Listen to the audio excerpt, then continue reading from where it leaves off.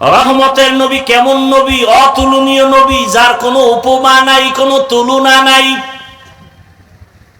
নবী কেমন? বলে সৃষ্টির শ্রেষ্ঠ। কয় মেধা কেমন? কয় দুনিয়ার সবার থেকে আলাদা। নবীজির দেহ গঠন কেমন? পরে পৃথিবীর থেকে আলাদা। নবীর শারীরিক শক্তি কেমন, জৈবিক শক্তি কেমন? বলে তুলনাহীন। সেই নবীর যদি যৌবনটা কত সীমানাহীন, গোটা দুনিয়ার মানুষের থেকে আলাদা। সেই নবীর যৌবন তো আছেই সীমাহীন, তারপরে যদি বয়সটা হয় মাত্র 25, কত? 25 বছর, তখন তার রসুলের শক্তিটা কেমন?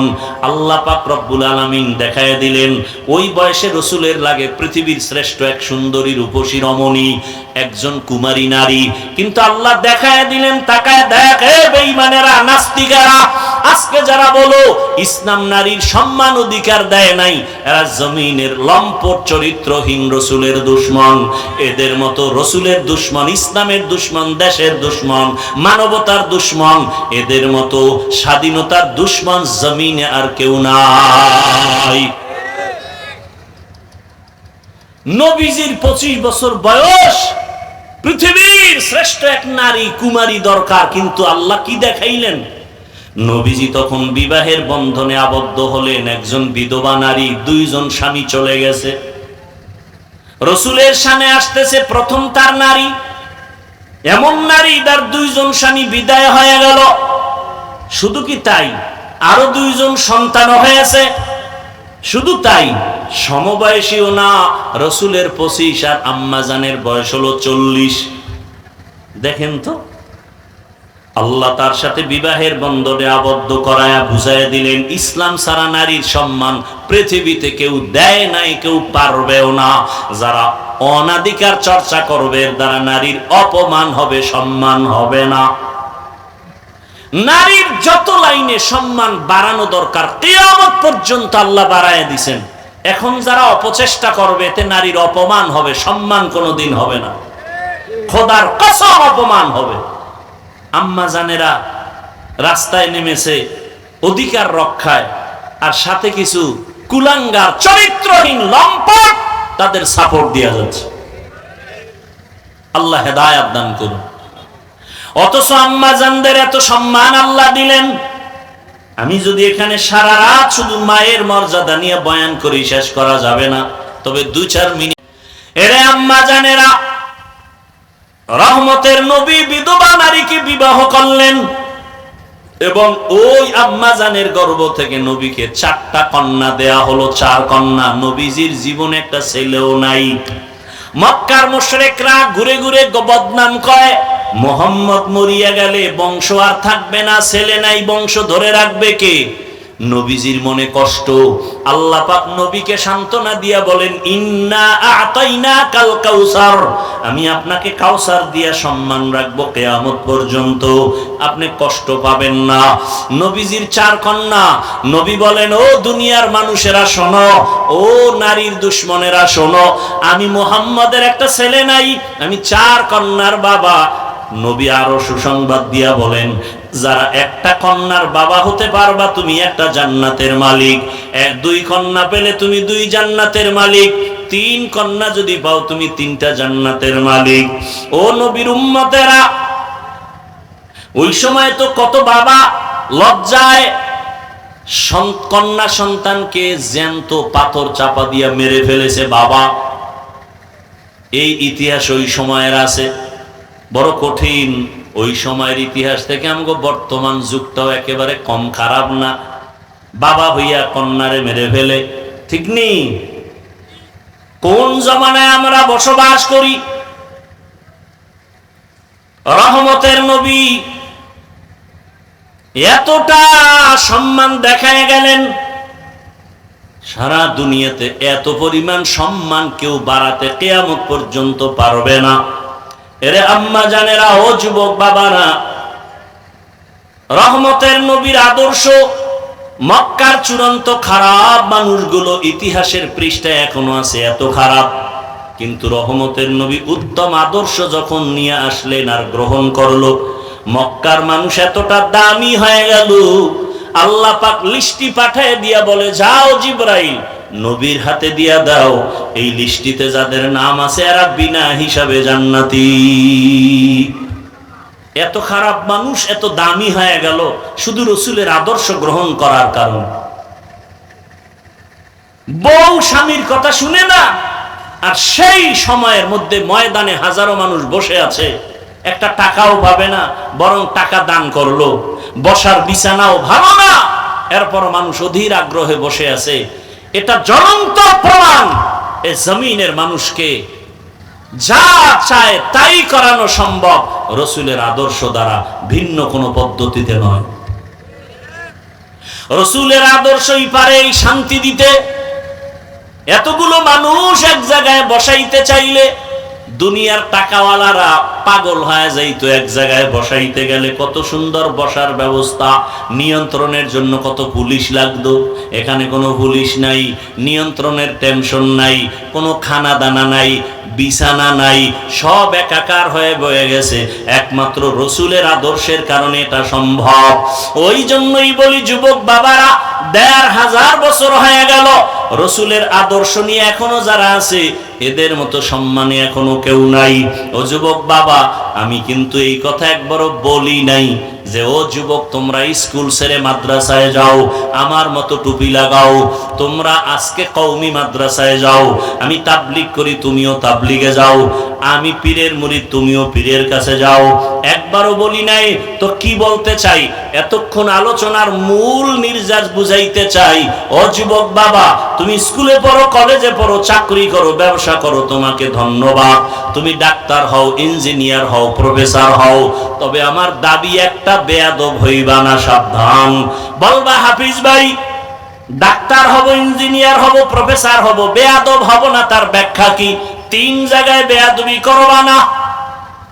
৩টা জায়গায় বেয়াদবি যদি করো মরার আগেই পঙ্গু হয়ে যাবা। ১, মা বাবার সাথে বেয়াদবি করবা না। ২, শিক্ষকের সাথে বেয়াদবি করবা না। ৩, উলামায়ে কেরাম মুরব্বীদের সাথে বেয়াদবি করবা না। করলেই কপাল পড়ে যাবে। তবে এটাও শুনে রাখো, কোনোদিন কোনো মা বাবা সন্তানের বরদোয়া করে না, কোনো শিক্ষক ছাত্রকে বরদোয়া করে না, কোনো আলেম উম্মতকে বরদোয়া করে না। কিন্তু বরদোয়াটা অন্তর থেকে যখন এসে যায়, কেমন মা বাবা কষ্ট পায়, যদি নিঃশ্বাস ফেলে বলে আহ তোর কপাল শেষ, আসমান থেকে ফয়সালা হয়ে যাবে। এই জন্য আমি মাঝে মাঝে দেখি বয়ানের রাস্তায় চলি, অনেক পাগল দেখি উলঙ্গ কিন্তু ইংলিশে কথা কয়। অনেক পাগল রাস্তায় দেখেছি আরবিতে কথা বলে। চিন্তা করলাম পাগল হয়ে আবার ইংরেজি শিখলো কই? আসলে না, পাগল হয়ে ইংলিশ শিখে নাই। হিসাব করে বের করলাম, ভালো ছাত্র ছিল স্কুলের, বেয়াদবি করে পাগল হয়ে গেছে। মাদ্রাসার ভালো ছাত্র ছিল, বেয়াদবি করে পাগল হয়ে গেছে। এখন কথার কোনো ব্যালেন্স নাই। এজন্য যুবক বাবাদের বলবো, কয়দিন আর দুনিয়ায় বাহাদুরি করবা? ও যুবক, মা বাবার দোয়া ছাড়া সম্মান আসবে না, কল্যাণ আসবে না। শিক্ষকের মোহাব্বত আর দোয়া না থাকলে লেখাপড়ায় বরকত হবে না। যদি ওলামায়ে কেরামের দোয়া নেক নজর না থাকে, চরিত্রের সংশোধনী আসবে না। এবার আমি বাস্তবে একটু বলি, যুবক বাবারা একটু আমাকে জবাব দাও। যুবকরা, তোমার মতো যুবক স্কুলে পড়ে, কলেজে পড়ে, সত্য বলো ৫ ওয়াক্ত নামাজি আছে না নাই? সত্য বলো বাবা। এবার তুমি জবাব দাও, তোমার কপালে কার বরদোয়া লাগছে যে তুমি নামাজ পড়তে পারো না? অবশ্যই তোমার কপালে বরদোয়া লাগছে, কঠিন কারোর সাথে বেয়াদবি করেছো। না হয় তোমার মতো যুবক র্যাব, আর্মি, পুলিশ, বিডিআর এর চাকরি করে নামাজ পড়ে, তুমি পারো না কেন? তোমার মতো যুবক রাস্তায় গাড়ি চালায়, ড্রাইভার নামাজ ছাড়ে না, বলো তুমি কেন পারো না? তোমার মতো যুবক আমার মতো হুজুর না, তোমার লাইনের যুবক, জেনারেল লাইনের, নদীর মধ্যে মাছ ধরে নামাজ ছাড়ে না, বলো তুমি পারো না কেন? তোমার মতো যুবক জমিনে কৃষি কাজ করে নামাজ ছাড়ে না, তুমি কেন পারো না? ও যুবক বাবারা, এখনো সময় আছে, তওবা করো। মনের জাল মিটাইয়া তো কত শখে শখে গুনাহ করছো। মনে চাইছে সারা রাত মেয়েদের নিয়ে আড্ডা দিবা, শখ মিটাইছো। এখনো কি শখ তোমার মিটে নাই?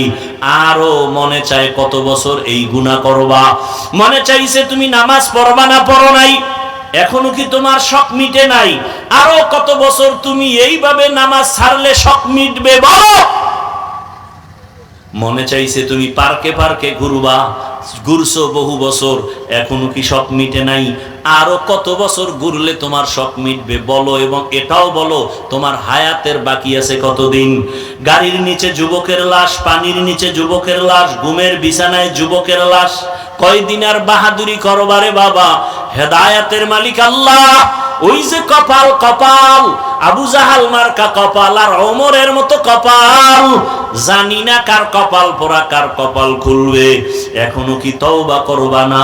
মনে রেখে বুঝাইতে পারো না যে তোমার মতো যুবক স্কুল কলেজে জেনারেল লাইনে থাকিয়াও যদি ব্যবসা করে, নামাজ পড়ে, চেয়ারম্যান মেম্বার নামাজ পড়ে, পর্দা করে, হালাল ভাবে চলে, তুমি কেন পারবা না? এখনো সময় আছে, তওবা করে নাও। ও পর্দার আড়ালের মা বোনেরা, আপনার মতো কত মা কত বোন এখনো আছে নামাজ পড়ে, পর্দা করে, মোবাইলে সময় নষ্ট করে না। কত মা স্বামীর মাল খেয়ানত করে না, হেফাজত করে। আপনারা কেন পারবেন না? এখনো সময় আছে, তওবা করেন। আল্লাহর কোরআন সত্য, নবীর কথা সত্য। গুনাহ নিয়ে কবরে গেলে আযাব ভুগতে হবে, তাও সত্য। জাহান্নাম গুনাহগারের জন্য, এই কথাটাও কোরআনে আছে সত্য। নেক আমলওয়ালারা জান্নাতের পথিক, এই কথাও কোরআনে আছে সত্য। অতএব এখনো সময় আছে, তওবা করেন। আর নামাজ ছাড়বেন না, বেপরদায় চলবেন না, মোবাইলে সময় নষ্ট করবেন না, স্বামীর মাল হেফাজত করবেন। ও আমার বৃদ্ধ বাবাজিরা, তওবা করেন। আপনার মতো কত বুড়ারা মসজিদে গিয়া নামাজ আদায় করে, আপনি কেন পারবেন না? ও যুবক বাবারা, আল্লাহর কাছে মনে মনে তওবা করো, আর মনে মনে বলো, হে আল্লাহ, জীবনে কত নামাজ ছাড়লাম, বেপরদায় চললাম, কত গুনাহ করলাম, হাতের গুনাহ, চোখের গুনাহ, জবানের গুনাহ, অন্তরের গুনাহ। আজকে তওবা করতেছি, মরিয়া গেল আর নামাজ ছাড়বো না, বেপরদায় চলবো না, নবীর তরিকা মেনে চলবো, মা বাবার দোয়া নিয়ে চলবো, বেয়াদবি করবো না, শিক্ষকের দোয়া নিয়ে, উলামায়ে কেরামের দোয়া পরামর্শ নিয়ে চলবো, নবীর আদর্শ মেনে চলবো। তওবা করার মতো যদি কারো অন্তর তৈরি হয়, মুনাফিকি অন্তরে না থাকে, খাঁটি তওবার নিয়ত যাদের আছে, দুটো হাত আমার আল্লাহকে দেখায়া দাও। আয় আল্লাহ, হাতগুলো কবুল করে নেন, তওবা কবুল করে নেন। আয় আল্লাহ, আমাদের তওবার উপরে মজবুত হইয়া চলার মতো তৌফিক দান করেন, আমিন।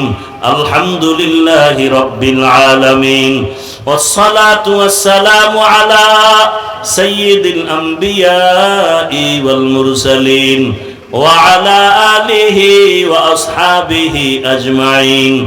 ইয়া আরহামার রাহিমিন, ইয়া আরহামার রাহিমিন, ইয়া আরহামার রাহিমিন। রব্বিরহামহুমা কামা রব্বায়ানি সগীরা। আল্লাহুম্মা ইন্নাকা আফুউন কারীম তুহিব্বুল আফওয়া ফা'ফু আন্না। اللهم إنا نسألك رضاك والجنة ونعوذ بك من سخطك والنار। ও দয়ার মালিক, কুদরতের নজর দিয়া দেখেন, এই ময়দানে কত উলামায়ে কেরাম হাজির, বৃদ্ধ মুরব্বীরা হাজির, যুবক ছাত্র ভাই, ব্যবসায়ী চাকরিজীবীরা হাজির, পর্দার আড়ালে মা বোনেরা হাত তুলেছেন। আমরা সবাই গুনাহগার, জাহান্নামের আসামি, তওবার নিয়তে হাত তুলেছি। আর গুনাহ করব না, নামাজ ছাড়ব না, বেপরদায় চলব না, মা বাবার সাথে বেয়াদবি করব না। আয় আল্লাহ, শিক্ষকের দোয়া নিয়ে, উলামায়ে কেরামের দোয়া পরামর্শ নিয়ে, নবীজির তরিকা মেনে চলব। আমাদের তওবা কবুল করে নেন। আয় আল্লাহ, আমাদের জীবনের গুনাহ মাফ করে দেন। আয় আল্লাহ, নবীজির সুন্নাতওয়ালা জীবন দান করেন, ঘরে ঘরে শান্তি দান করেন, মা বোনদের আবেদা পর্দাওয়ালা বানায় দেন, সন্তানগুলো নেককার বানায় দেন। আয় আল্লাহ, যারা লেখাপড়া করে পরীক্ষার্থী, কামিয়াবি দান করেন। আমার কলিজার যুবকদের দ্বীনের খাদেম বানায় দেন, মোবাইলের গুনাহ থেকে হেফাজত করেন। আয় আল্লাহ, সারা দুনিয়াবাসীকে মাফ করে দেন। ফিলিস্তিনের মুসলমান, ভারতের মুসলমান সহ সমস্ত মুসলমানকে হেফাজত করেন, জালেমদের জুলুম থেকে হেফাজত করেন। বাংলাদেশ শান্তির দেশ বানায়া দেন। আয় আল্লাহ, মাদ্রাসা মসজিদ কবুল করে নেন, অন্যান্য শিক্ষা প্রতিষ্ঠান নবীর আদর্শে কবুল করে নেন। আমাদের পরস্পরে হিংসা দূর করে তাকওয়া মুহাব্বত বাড়ায়া দেন। আয় আল্লাহ, নবীজির রওজা বাইতুল্লাহ জিয়ারতের জন্য কবুল করে নেন। আয় আল্লাহ, আমরা যারা হাত তুলেছি সবার কামাই রুজি, ব্যবসা চাকরিতে বরকত বাড়ায়া দেন, অভাবীদের অভাব দূর করে দেন। আয় আল্লাহ, ঋণ আদায়ের ব্যবস্থা করে দেন। আমরা যারা হাত তুলেছি জানি না ময়দানে কারা ইয়তীম, জীবনে আর বাবা দেখবে না, বাবা বলে ডাকতেও পারবে না। আর একদল মা হারা বড় অসহায়, মেহেরবানি করে সব কবরওয়ালাদের জান্নাত দান করেন। যারা বেঁচে আছেন দীর্ঘ নেক হায়াত দান করেন। যারা অসুস্থ, সুস্থতার নিয়ামত বাড়ায়া দেন। আয় আল্লাহ, চলার পথে হেফাজত করেন, বাতিলের মোকাবেলায় বিজয় দান করেন, সুস্থতার নিয়ামত বাড়ায়া দেন। আয় আল্লাহ, বাতিলকে বাতিলের দ্বারা দমন করে দেন, জাহিরি বাতিনি দুশ্মনের মোকাবেলায় বিজয় দান করেন। আওয়াজে কথায় রুহানিয়াতে স্পষ্টতা বাড়ায়া দেন। আয় আল্লাহ, উলামা তোলাবা উম্মতের অন্তরে ইজ্জত মুহাব্বত রব বাড়ায়া দেন। সারা দুনিয়ায় খেদমতের জন্য কুদরতের দ্বারা কবুল করে নেন। হালাল ভাবে বরকতি রিজিকের ব্যবস্থা করে দেন, ঋণ আদায়ের ব্যবস্থা করে দেন। আল্লাহ, দিলের নেক আশা পূরণ করে দেন, আদওয়ালা বিনয়ী জিন্দেগি দান করেন। নবীজির মোহাব্বতে আমাদের সবাইকে কবুল করে নেন। আমার প্রত্যেকটা যুবকের দিনের খাদেম বানায়া দেন। সন্তানগুলো মা বাবার বাধ্যগত বানায়া দেন। নবীজির মোহাব্বতে আমাদের দোয়া মুনাজাত কবুল করে নেন। সাল্লাল্লাহু তাআলা আলা খাইরি খালকিহি মুহাম্মাদ ওয়া আলিহি ওয়া আসহাবিহি আজমাইন বিরহমাতিকা ইয়া আরহামার রাহিমিন।